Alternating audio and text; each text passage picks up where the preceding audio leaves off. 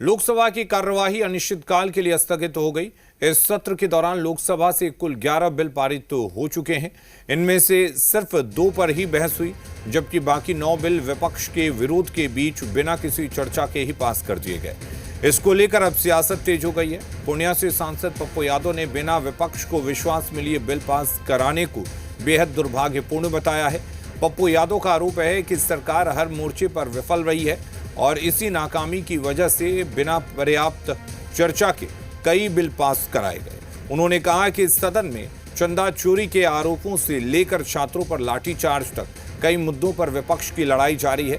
पप्पू यादव ने साफ कहा कि इन मुद्दों को अब दोनों सदनों से लेकर सड़क तक उठाया जाएगा और सरकार के खिलाफ संघर्ष जारी रहेगा।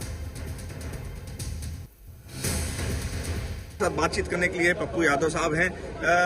ये 19 बिल जो है पास करा लिए गए, एफसीआरए और डीलिमिटेशन को छोड़कर। ये बाकी बिल जो है 7 बिल तो 36 मिनट के अंदर पास करा लिए गए। बेहद आश्चर्यजनक है कि मानसून सेशन वॉश आउट हो गया। पप्पू जी, 19 बिल पास करा लिए गए। बाहर में तो आप हिटलर और जार की तरह कर ही रहे हैं। एलओपी को बोलने नहीं देते हैं। सदन में कोई डेमोक्रेसी नहीं बची है। सदन में आम विपक्ष का सम्मान आप नहीं करते हैं, चर्चा से भागते हैं। 56 इंच की सीना कहाँ चली गई?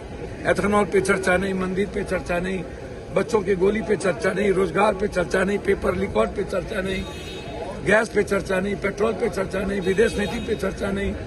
बस इतना डरपोक सरकार आजाद हिंदुस्तान में कभी ना आया, न था, न है, न होगा। पप्पू जी, आपका तो बहुत लंबा इतना संसदीय आपका अनुभव है। ये राहुल गांधी कहते रहे कि अमित शाह की हवा निकल गई, अमित शाह कहते रहे राहुल गांधी की हवा निकल गई, तो इसमें जनता की हवा निकल गई।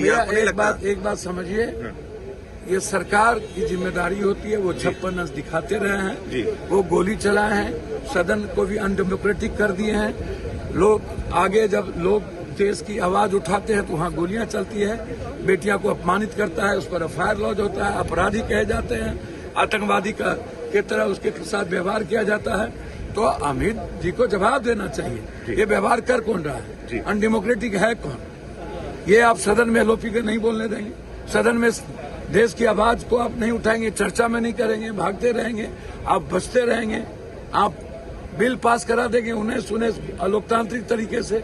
तो अब आप सोचिए ना कि आप जिम्मेदारी, संवैधानिक जिम्मेदारी से भी खत्म भाग चुके हैं और उसका भी अब अवलोकन करिए, अब मूल्यन हो गया। तो यूपी में भी इम्पैक्ट पड़ेगा सर, और सड़कों पर भी लड़ाई आर पार की लड़ाई होगी। यूपी जीत चुके हैं। तो ये है पप्पू यादव, इनका काफी लंबा अनुभव है। इनका कहना है कि यूपी जीत चुके हैं और अब ये सड़कों पर लड़ाई उतरेगी। संसद नहीं चलने दी गई, लेकिन अब लड़ाई सड़कों पर भी आएगी।